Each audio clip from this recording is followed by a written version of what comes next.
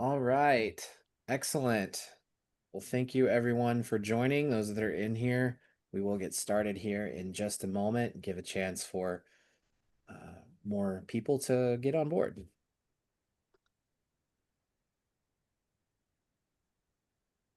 All right. Excellent. Well, thank you everyone for attending our webinar today. We're going to talk about the V49 release that is starting to roll out to sites now. We want to cover some high-level updates about what's going on with the product, some new features you may want to be aware of, and also touch on some things in V48.1 and V48.2 that you might not be aware of, since some people may not have taken those minor releases. So we want to get you up to speed on that. The people on the call today, just so you know who's talking, because it will be interactive among several of us. I'm Craig Powell. I'm the general manager for North America. And today I am joined by Jonathan Bowen, who's our senior implementation specialist over here as well in North America. And then we're so happy to be joined by Chris Mort and Carl Wakeling, who are part of our product and development teams, who help oversee the roadmap and rolling out the feature updates that come into the product. So thank you guys for joining us today. Pleasure. Thank Just a you. little bit of housekeeping. We are going to have some Q&A time at the end, so feel free to start submitting your questions as you see the demo today. You can put them into the chat, and we will be happy to answer those at the end of the time for some questions. So without further ado, we've got a lot to get through, so I think I'm going to turn it over to Chris to kick us off with showing some features. Yeah, awesome. Thanks very much for that. Yeah, morning everybody. Yeah, I assume it's morning for you guys. We'll just get straight into it. So what we're wanting to cover this morning, with it being 49, is we've also got those V41, 48.1 and 48.2 enhancements to be going through as well. And it's just a few of them, but then all the rest of the information will be available inside the release notes, which if there's anything you'd like to dig into in a deeper level, then you can feel free to reach out to the support team and they can guide us through to the right paths. So first thing that we're wanting to do this morning is just talking about enhancements that we've done inside the die library space for some of our labels and commercial printers, so you use die forms. So what we've done is, and I'll just come in and start the quote. Let's see. So this is an enhancement that came out in 48.1, and the changes in here were just to bring the die information more front and center. So what we've done, instead of, for those that are used to it, instead of it just being sitting in a section operation level and being able to pull through the data from here, we've added it in on the left-hand side of the templates and right above the stock. So any of that information that we can see, we can click into and we can start to look at our die library. From here, we've obviously got any of the information inside our die that we want to start to look at. So when we start to populate, we get data coming back front and center.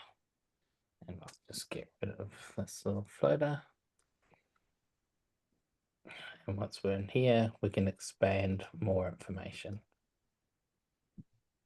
So again, it's just going high level view. Let's get rid of that. So as much data as we can gather inside the imposition requirements, we're pulling that through so we can capture that and have it as a front and center for any of the operations that are related to a die library. So that was a decent change back in 48.1. One of the other changes that we did in 48.1 was changes to the production orders board. Now this board came in release 48, and the enhancements that we've made in this board are just around bringing in some extra little tiles to add some visuals into the screens. So whenever we're looking at an order, and in this case I've only got the one showing, but this is an order that's got 3 different products on it. So when we expand the detail, we've added in these extra tiles at the top for our statuses, for our deliveries, and for our invoices, just so we can see where we're at with tracking the process of here, just to give us those visuals. So when we click into each one, we start to get graph information. So I've got the 3 jobs. They're at 3 completely different statuses.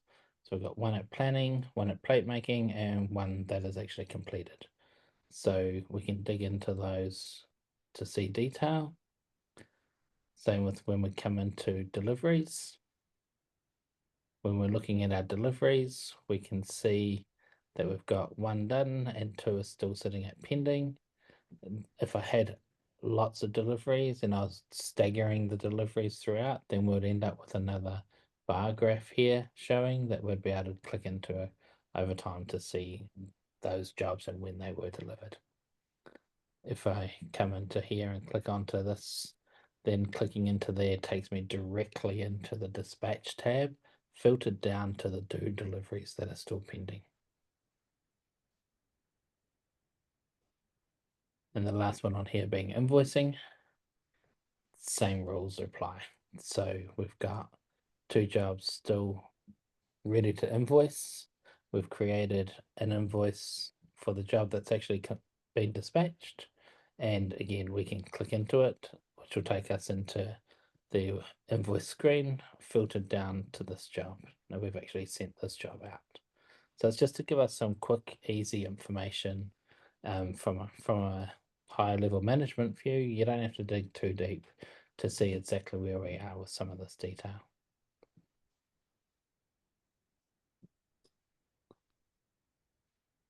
One of the next things that I want to talk about is a V48.2 task. I'll just get rid of a couple of these. So in V48.2, what we've done is we've added some extra functionality around distribution. So this is to cater for that part of that mass shipping environment. And there's a number of products that I've got on here as an example, and we'll just go through that in a little bit of detail and show what we've done here. So we've got the distribution tab available. By default, once I've selected it, it's going to show me all of the makeup of the items that I've got in here.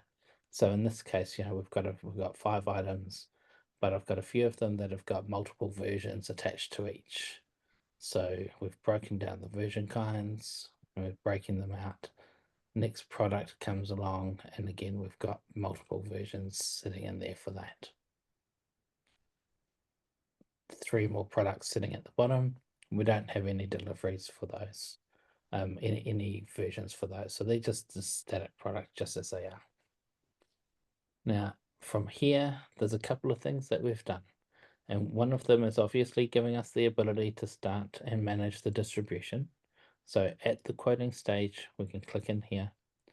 We can come in and we can start, if we haven't got anything at all, we can start by doing an export. And in the export, this gives us a blank file in regards to deliveries, but the information that we have at the end of it is all the detail related to the products and the versions that we've got on here. So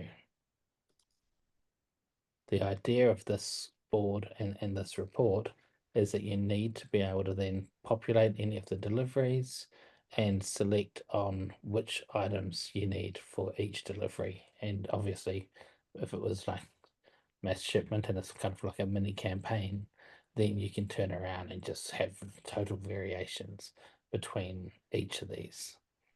To save a bit of time, I made up an example earlier on. So this spreadsheet has got 100 addresses in it. Each address obviously is needing to be unique. key things that we've got in here that you want to be able to look at controlling and changing on the fly for each of these deliveries is your delivery dates. So if you're needing to modify any of those, same with your delivery type. If we leave it blank, then printIQ is just going to pick the standard that it usually would, which is generally the cheapest freight method. But if you know that you've got to send this off to specific clients using their specific couriers or a specific delivery type, then you can populate that information here. And one of the other ones on here is dealing with the delivery cost. So same information. If we leave it blank, then it's just going to cater for printIQ to populate the quoting. If we populate a cost, then these prices are going to be the freight override price. So that detail will all come into play. When we scroll on over, we start to look at our example. So you can see on here kind of what we've tried to do where we're breaking it out with multiple quantities for each delivery line that we're using. So not everybody's getting everything and not everybody's getting the same quantity of everything. So we've just gone through and filtered that information out. We can see along the way, every column by the end of the update has to have something populated into it to know that we're actually utilizing all that delivery information. So I'll just bring it back into IQ. So our options here are if we know the information and we have all of the shipping details, then we can import it at quoting stage, but we don't have to. So we can completely ignore this and leave it blank and not populate any of this information in here at all. So once we go from here, we know that once we're in distribution, we're set to just ignore the freight if it hasn't been updated. Then when we come into creating the quote for it, and again, I've just made a couple of examples to push us along a bit. So I've taken a quote, I've accepted it. I can see it on the orders board. We've got 0 dispatch information, and we've got a pile of our jobs sitting here. When we take that into job details, our dispatch is set to be not complete. So once we come in, sorry, I should say shipping, our shipping is set to be not complete. We want to come in, we want to complete it. We get that same view that we were looking at the quoting stage. And then I can come in and manage my detail. Now from here, we can come in and update the file and upload a file. So I've got one already done, but I'll just grab my file. Before I change and grab my file, a couple of things need to make sure that we stress and update. So back in the job, because we're looking at this from a job point of view, we need to make sure that at the top level, in row 1, we're actually updating the job numbers to the correct job number. If I tried to import that right now and I hadn't updated that, then it would error and tell me that the information is incorrect and it doesn't match the job I'm working on.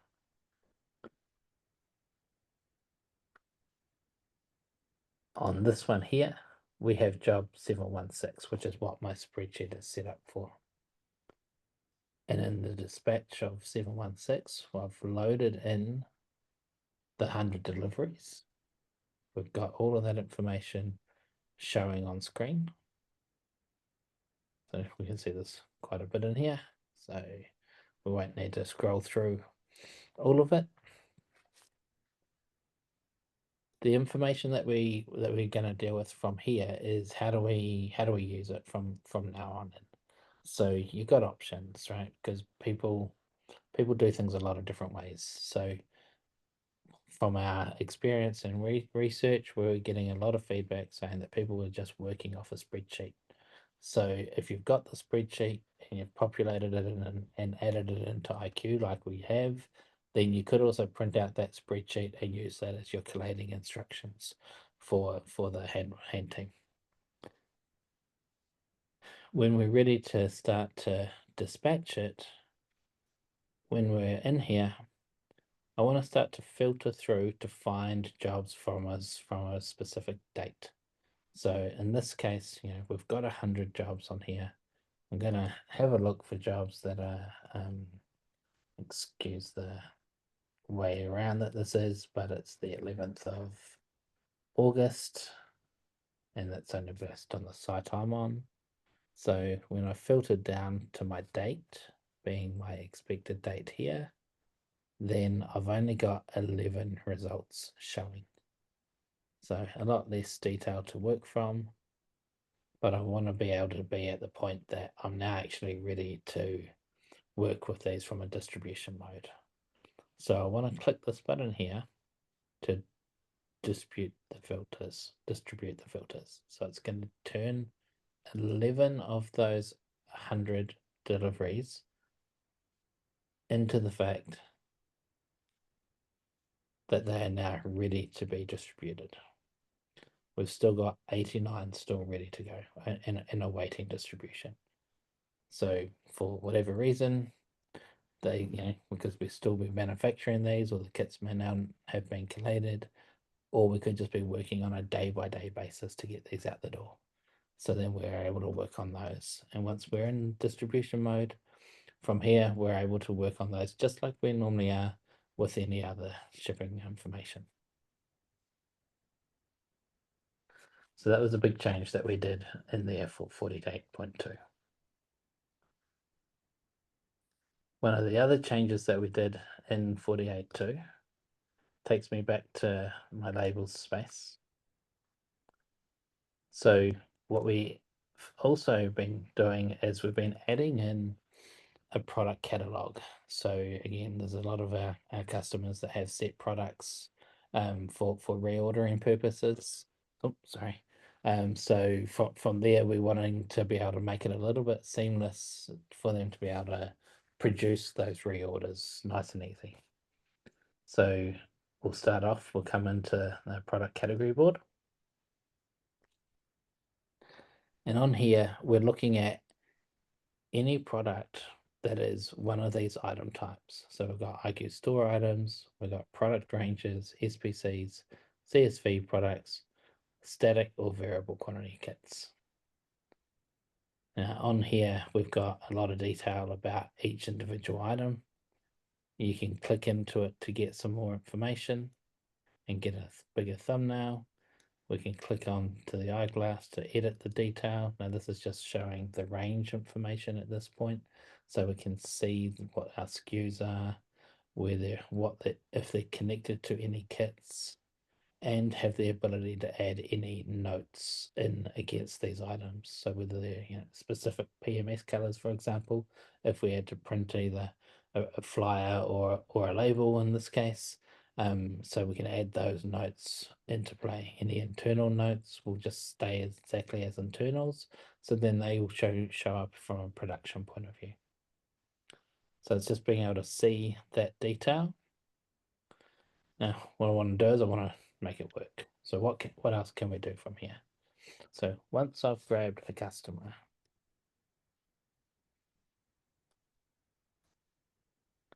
then I've got the ability to do things. Once the customer is selected, we add in this little plus button on the side here to this tick box to be able to work with it. So for argument's sake, we've got a few products to search through. And when I search for these products, then we've just narrowed down exactly what we're playing with here. Now from here, this is where some of the better functionality comes into play. So we can multi-select any of these, and as long as they're within the same kit or the same categories, then we're able to work with them together. So from here, I've got the ability to add to a new quote. both of these products are set up to just be able to be ordered through simplified or quick quotes. And I've also got the ability to add them to an existing quote. So any of those that will come through, same rules apply. It's only set up for a simplified product just for these items. So in this case, I just want to come in and create a simplified. We're pulling through straight into those items. All I've got to do is punch in my quantities.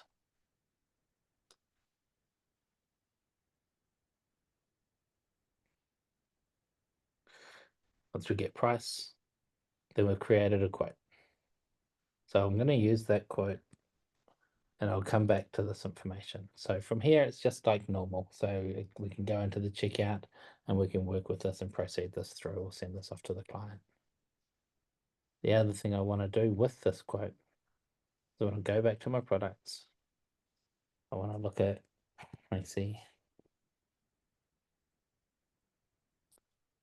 and we'll do the same again.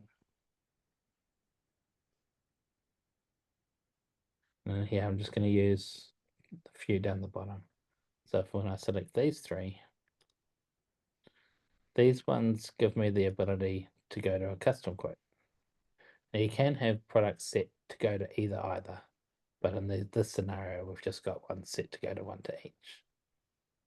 For here, I don't want to create a brand new quote. I want to link them to that first quote that I just created. So when we come in, search for the quote number, we know the kit, and we hit save. What this is doing is it's grabbing all of the key product information, and it's opening it up in custom. It's taking us to a template that is utilizing advanced kinds up front, where we can punch in our quantities that we need.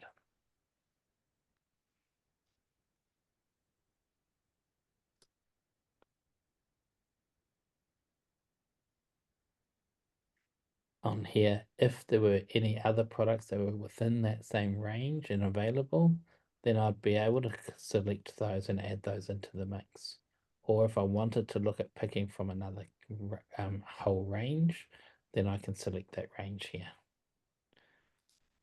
Also, in this case, if I don't want either of those two options, once I cancel this off, behind the scenes, I've got the options to add a new product. So add a new kind, sorry. So when I do that, that just gives us our original functionality that we have for adding a new kind in here.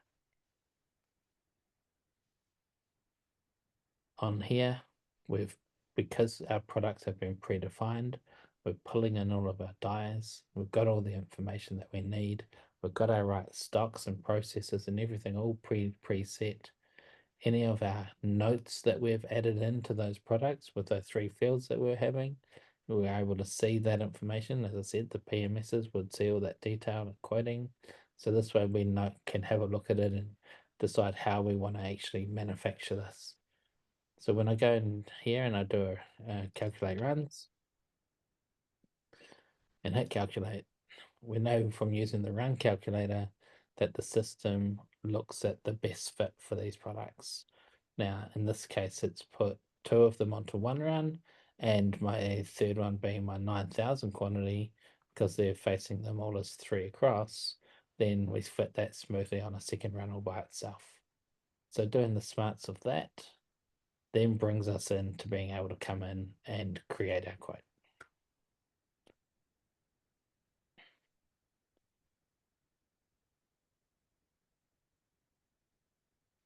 Now we also see once we've got a quote, the same rules apply, all our PMS detail information is coming in. So we've got that coming through then onto the quote letters to be able to return that information back to the client. And the advantage of all of this is that we're then still looking at the same single quote to be sending that out the door to get approval from the customer. So again, from here on in, we've got two different products. Both come from the product catalog range, merged in together into the one quote to seamlessly send that out the door.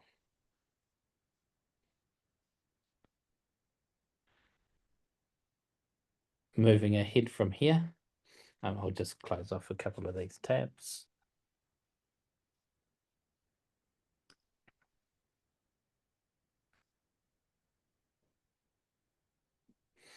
And we're going into some of the stuff and the features for 48.9. So those are most of the things that we wanted to show in 48, 48.1 and 48.2, sorry. And Jonathan's got a couple more things to show in that space later on. So in 49.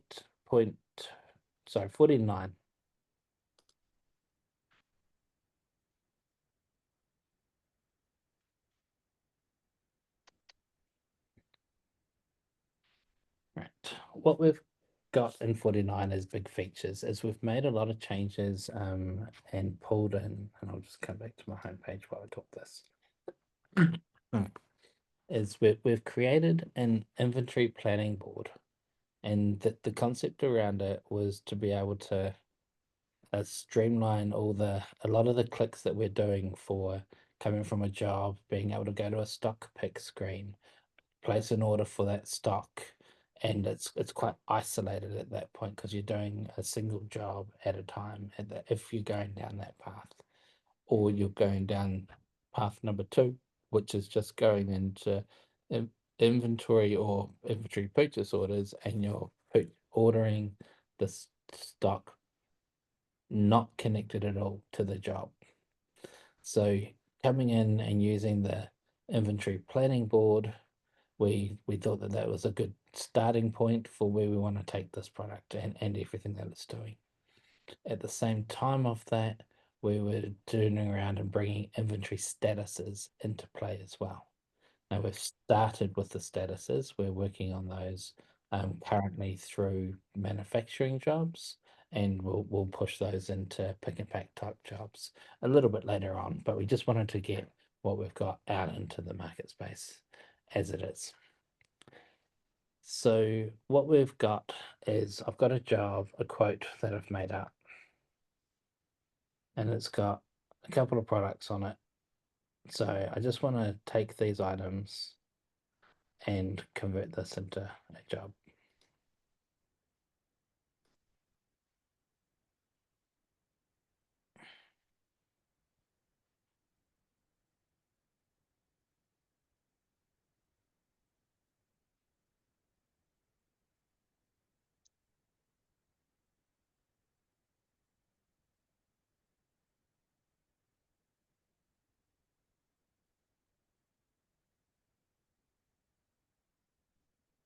Just quickly get this through.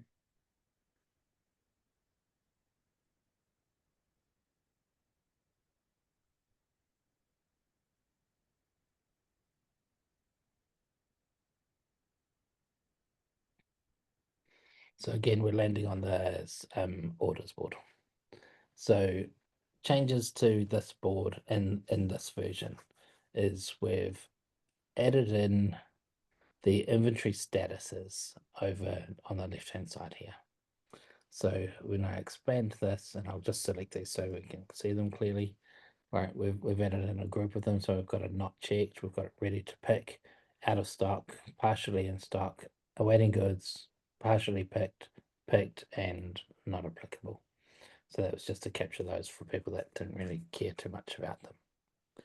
But on here with this job that I've pulled in right now, we're showing in the columns, we've got this little symbol on the side here.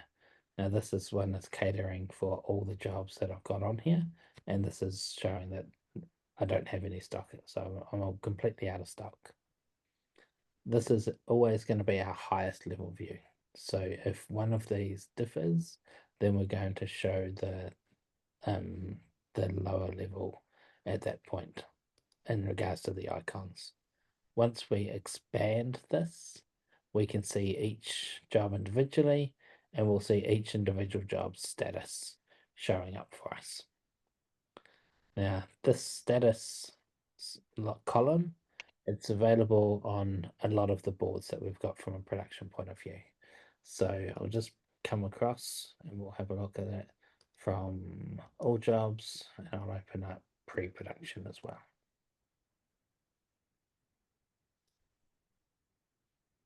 All right, so just to show, we can see it on the side here. Ready to go. You've already got some looking slightly different. We've got these ones here being our partial stocks. This here is obviously still out of stock. Once we're in there and able to hover over it, then we get some of the detail of those stock records coming in. So same rules for inventory status. I think I've probably not got anything actually on here, so we won't worry there, but the column is there, so it would just again show up on here. Taking that into play, where are we going to go from there? So we want to come into production and we want to go to inventory planning. As I say, this is a brand new board. So what we've done on this board is we've combining the job statuses and the sales order or pick and pack statuses into the mix so we can look at specific jobs and where we're at. All the jobs on here, they're showing at a complete line level for everything. So any substrate, any stock, any material that needs to be ordered, we have a line for it on here. And we then have the ability on here to be able to start to filter down to make things a little bit easier. So if we wanted to come in and we wanted to look at any particular supplier, then we can come down. I'll just pick default supplier in this example, and we're looking at orders just for that supplier. We've always got that status showing again. From here, we want to be able to multi-select and create purchase orders from here. So this is where some of the enhancements are going to come into play, which I believe are quite good enhancements. It's when we're dealing with multiple jobs that are using the exact same stock and the exact same size. As we know over the years, we've always had those as a single purchase order for each one. Well, from here, we're able to collect those and select anything that we want. And in this case, I'll select all 11 and we'll go to create a purchase order for it.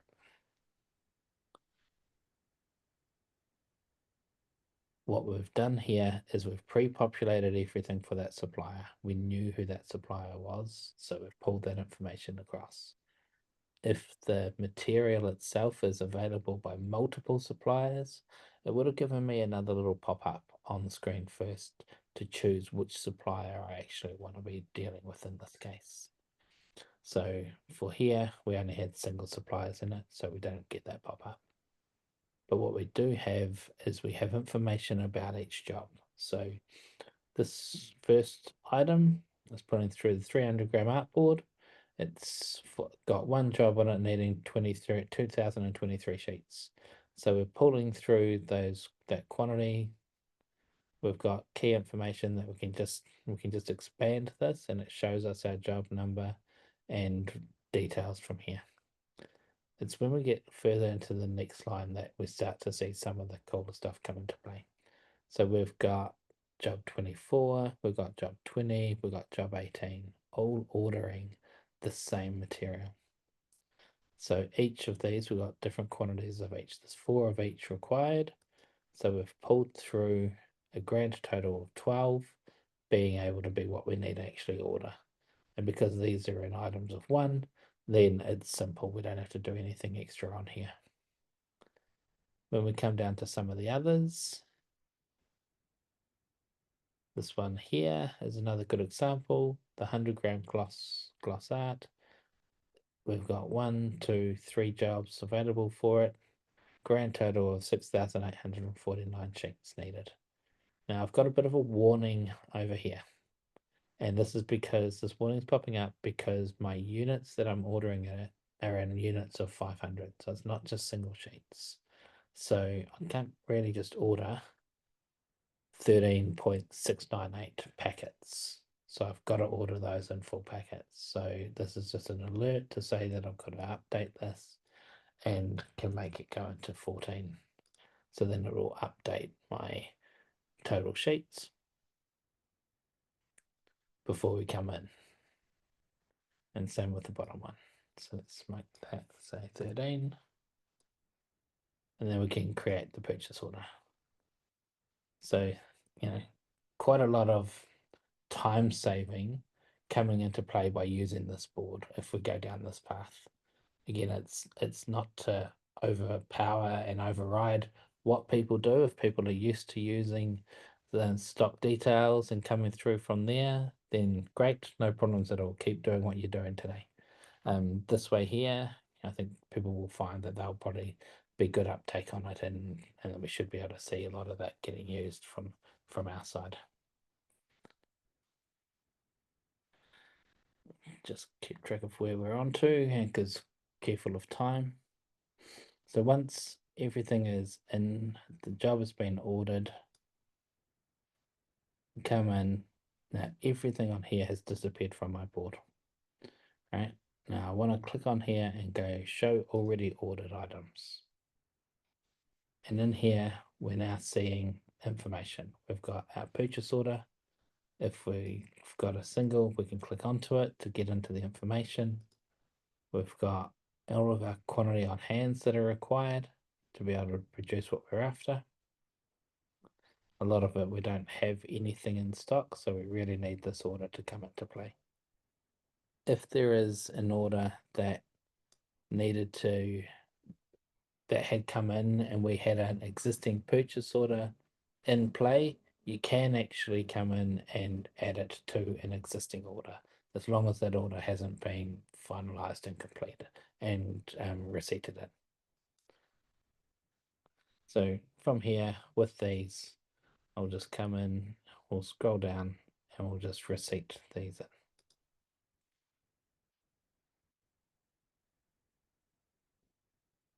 And now at that level, we've got these all done. Our quantity on hands have modified. So we've now got stock available. We can see what's being required. We can tell what, by looking at this column, everything says 0 because none of these are actually on a purchase order anymore. That is out and open. It's all been receipted in. So everything there is locked. We don't have one free lying around. Right? And that's why the purchase order number at this point has disappeared.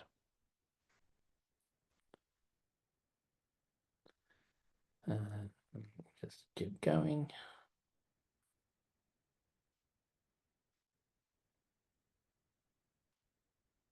All right, so the next part of one of these that we want to do is I want to go into the job, and we'll start with 25s. Other changes that we've made in here is we're pulling through some extra detail onto the screen. Now, there's been a couple of changes in this space. One is under our purchase order tab. Generally, that has been always said outsourced. So we've changed that to purchase order. But inside here, more importantly, we've changed around what we're having. So you can actually see any outsourced purchase orders or any inventory purchase orders that were raised against this job. So it's just collecting that data together so we can keep us inside the job to be able to see that info. Got the ability to add new, same as what we can before with the outsourced purchase order, and we've got the inventories to be able to do as well. So if you don't want to be using the new planning board, then you can just be raising a purchase order directly from here. Coming back to details, we've also added in this inventory items information. So another tab to click into, but it just shows us the quantities for the items that we have for those materials that needed to be ordered. And from here, we're able to pick what we're after. So we can see in here, we've got 7,000 quantity on hand. We've got the SKU, so we know what the product is that we've been looking at. If we were to click into that, it takes us out into the inventory items board to be able to look into the actual inventory record. But if we want to come in and we want to click and we want to pick the stock, then we can pick the stock directly from here.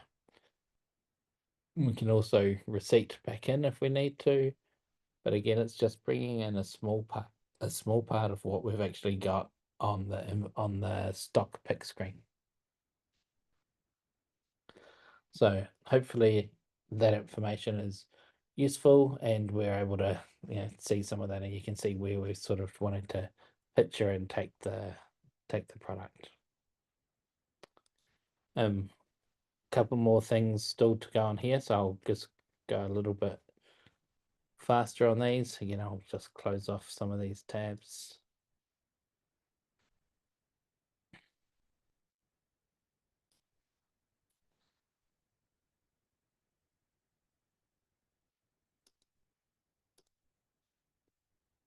What this item is about is we're wanting to talk about doing production splits for sales items for pick and pack orders. So an order has come in and I've streamlined this and we've got this quote ready to go.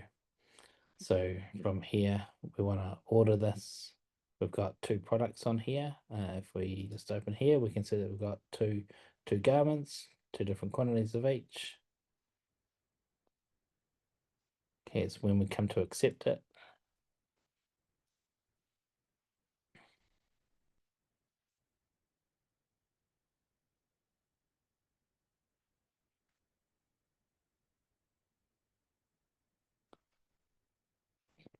I won't worry about uploading an artwork, but we can upload an art file.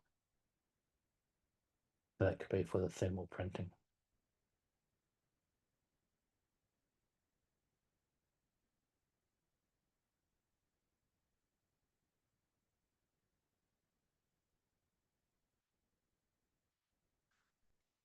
Alright, so again, back in play, we can see here with the inventory status that these ones are set to ready to pick. So I've got quantities on hand for these, so I can pretty much start straight away with what we need to do. So looking into this, I can come in, I can go straight into the job or the sales orders. In this case, I'll just do the jobs. So then we can look at what we were just looking at, but to be able to make it a bit easier for those garment suppliers, then again, we can come in, we're looking at the job, we know what we're looking at producing. So we've got a total of 10 on here. Come in and we want to start to pick these. Now, I've got more than enough stock on hand for both of those. So if we picked one, then we can come in and we can go into the stock.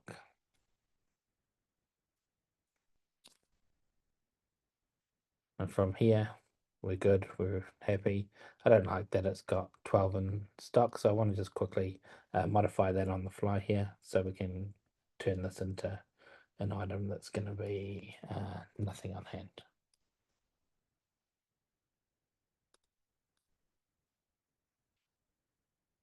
Now on here, once it's reloaded, we're not going to be able to do much. Our stock items and our status is updated to out of stock. So I can't pick anything for this one. But what we want to do is we want to come in and we want to do a split and split off the remainings at this point. So in here we can see that we've got what's been currently ordered and what would be splitting out onto a new order. And we could look at adding any additional shippings or changes as we go in here. So just by clicking into this, what the system's doing is it's creating a new child sales order and a child manufacturing job for the remainder of this product. So in this order, so then we can then turn around and look at the orders in two different ways. We could deliver off the first order and we could invoice that out the door as well if that was ready to go. All in all, then we can close off that first order and we've got the second order sitting there ready for us to update. Now, whilst that's going through and creating itself, and excuse the time that it's doing it, it's just because I'm in the UK, so things are a little bit different and slower from where my server's sitting. But on here, we've now added 26 with the 00001 onto the bottom of it, with a connection for the original in place as well. if we come back to my job originally was set to 10. If I reload this, my job is now set to have 6. My inventory item information has split out, so one of the records has disappeared and it's all moved on to the child job. So then we can work off that child job and go forward from there. The last one quickly from my side is we've made some more adjustments into the outsourced purchase order areas, just to be able to handle multiple deliveries. So bringing that into play, we've got a job that we've created earlier. We've got come into a purchase order. This job itself has got a couple of deliveries. When we come into the purchase order, create a new outsource, I want to look at things I need to populate. So I want to grab a supplier. We're pre-populating as much of these as we possibly can. We've preset the date and time to now snapshot. We've got our date that we want it back. So let's say I want this for Tuesday. And further down in this information, this originally we're set to just pull through just like we currently are. We're pulling through a single address. But if we want to come and use the job delivery information, then it goes away. It looks at the job, it pulls through all that detail and pulls through all the different quantities. Now, if we had multiple versions attached to any of these quotes or jobs, then that information would also pull through, and any notes that were in there would display in this space as well. So then once we create this info, then all of this becomes available inside the supplier portal. And again, it's just about making it a bit easier to keep that visual. We can see from the supplier portal area, we've got 2 deliveries. They can see all our information. So for any of you guys who have your customers or your suppliers actually looking at this and utilizing this, we've made a couple of little changes on here as well, just to make it a bit easier. An example is just being able to even click into this button here on the side and preset the date and time for right now's timestamp. Obviously, I can't do anything with the courier information, but they're going to need to populate that as it's unique to them. If I want to just clear any of that away, then I can just click on the X on the side. And we're back to using those again. So it's just subtle little changes, but they tend to make a difference. From my side, that's everything. I'm gonna just hand it over to Jonathan to go through some more. I'll just stop sharing and have it to you, Jonathan. Sure thing.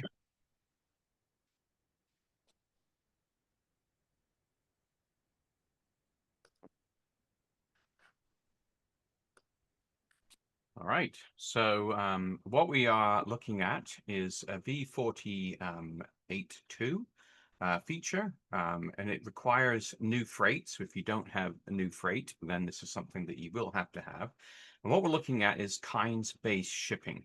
So when we come into a job and we have multiple kinds, so if I was just to quickly look at this job, I can see in here that it's using the advanced kinds feature, advanced quantity mode, and I've got 3 different versions in here that break up and make this job. That now surfaces as well to the advanced kinds side of it here. So when I come in to look at this, I can choose when I'm going to shipping, and obviously I'm multiple shipping. I can pick versions A, B, and C, and I could say I want 1,000 of, or whatever the quantity is of each that I'm going to ship out to this specific one, going to this location, and I can pick my delivery and add that in. I can then pick a second delivery address, and I can put in maybe just 1 or 2 of these and add those into the delivery. And then I can come to the third delivery location, if there was such a thing. And this time I can just click on the box here and it will pull all three of those in, whatever is remaining, and I can add that delivery in. So it's respecting the all of the deliveries now, all of the different kinds. I can pick some or none, or, well, not none, but some or all of them. And then the last one, I'm able to pull them all through. So in doing this, I have the ability to have the shipping broken out by the kinds, and it will respect basically what I've got inside of IQ. So that's the super helpful advanced shipping kinds, and that is that side of it. So smaller changes that we have that have come in, one of which is partial dispatch. So if we come over to another job over here, where we've got dispatch taking place, it now has the ability to hover over our dispatch tab. And I can see that 1 out of 2 have been dispatched, but I used to not know what that exactly was. But now when I hover over it, it tells me that 2,000 of the 5,000 items have been dispatched. So when I look at the partial dispatch, I'm able to tell what the quantity is, and I can obviously look at the job and see what the total was in here, but this is showing me that 2,000 out of 5,000 have actually been dispatched. And again, super helpful when you're looking at it. You can just hover over that. You don't need to dive deep to figure out what is going on with the job. A third item is some additional filtering on our production board. So this is our production board that we jump into, basically one of our many boards that we have. You'll notice that there are little tabs here now.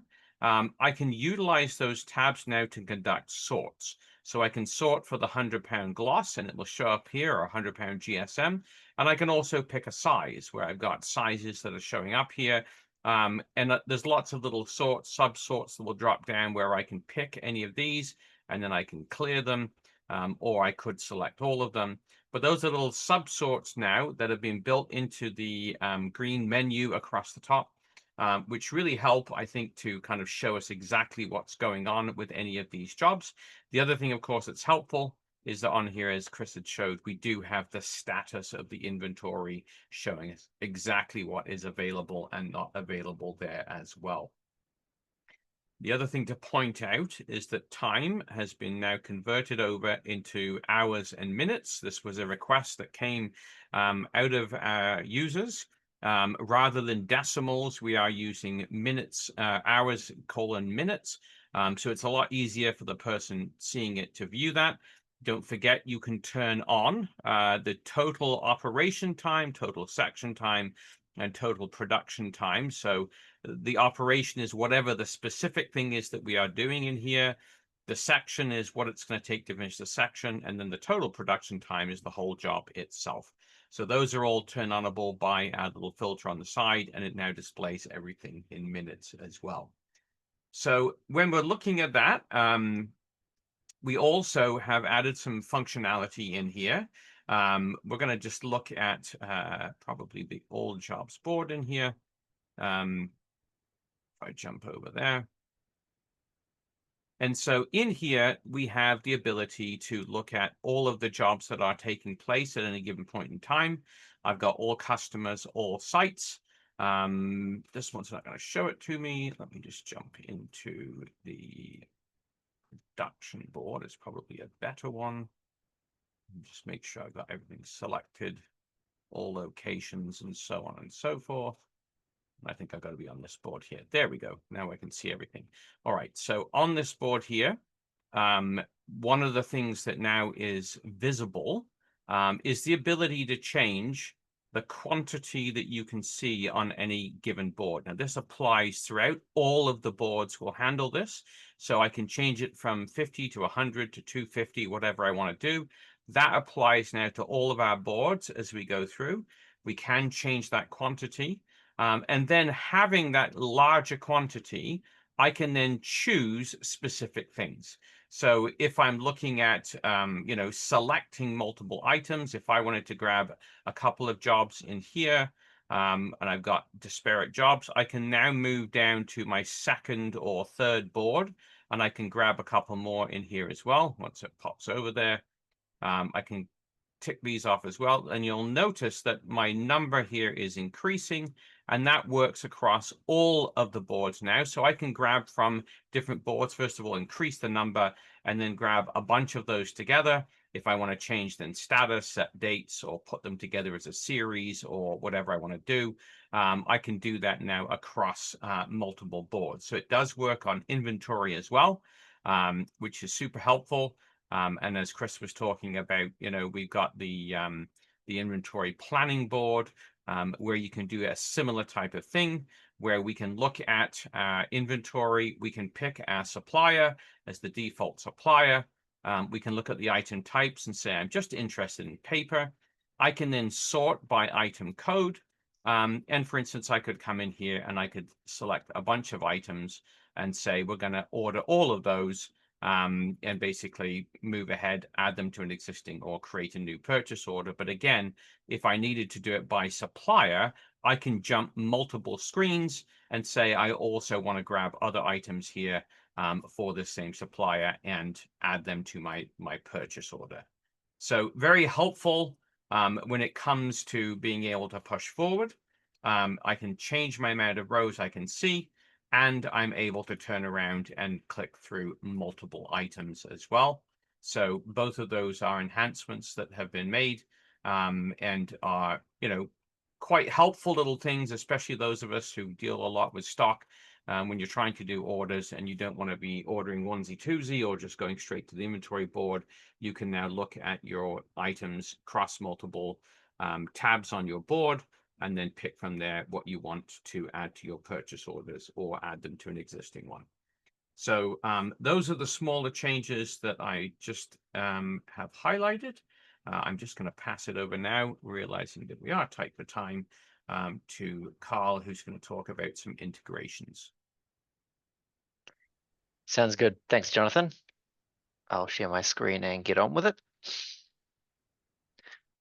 So first up, we have currently in the system, we price shipping as you're ordering your products, but this can be some sites and some ways of doing this will offer shipping pricing later, especially if you're using UPS and FedEx. It can having shipping priced all the time can slow things down and not be too useful when you're building really large quotes. So we have now added the option to ignore that until you're ready to price shipping and just offer you a price shipping button for later that you just come in, click, and it will go out, get your UPS, FedEx prices and offer them here once you're actually ready to do that. So you can add all your products quickly and then price shipping at the end of the experience. We've also extended the ability around FedEx and UPS's third-party account offerings. Right now, we have the offering to use a default or just use the standard account. We've added an option to enter your customer's custom third-party account. Maybe they've got an account they just want to use for this one quote, or they've got a new one. So you can actually come in here and select one that you've previously saved against the customer, or just enter a fully new account and use it just for this quote. You've also got the option to save that against your customer's account if you want to use that at a later point. On the customer's admin screen, in the shipping integration section, you've got all of these saved against UPS and FedEx. You can choose by default to use this on all of your customers' quotes, or turn that off to just have it as a selection in that dropdown. You can also give them useful names if you have them for different purposes. Keeping on the UPS and FedEx theme, both UPS and FedEx offer quite a bit of information available on their labels. We have expanded our integrations to be able to pass through customer and job data there. So we have things like customer reference source, invoice number source. These are all fields that FedEx might ask you for. And so in each of these, we've added a lot of options from job data, job references, and then customer references and data. And so FedEx, FedEx offer you 6 fields. UPS offer you many fields. But just as an example, I've set up the customer reference being the customer name and the PO number coming from my job's PO number. So when I print an example FedEx label, they end up putting that. They decide the ref goes here and the PO number goes here. So FedEx and UPS both decide to put them where they want to. They might put different fields in different places. But yeah, we figured we'd open it up to every possible field every possible custom field they're going to ask for, just so if you need it, it'll be there. Cool. I'm aware of time, so I'll really quickly touch on some additions to the to APIs and integrations. API, we've opened up access to capacity planning, so third-party tools can now change and mess with printIQ's capacity planning cards. We've added support for promotional products and apparel to our get price endpoint, so they can be pushed in via integrations.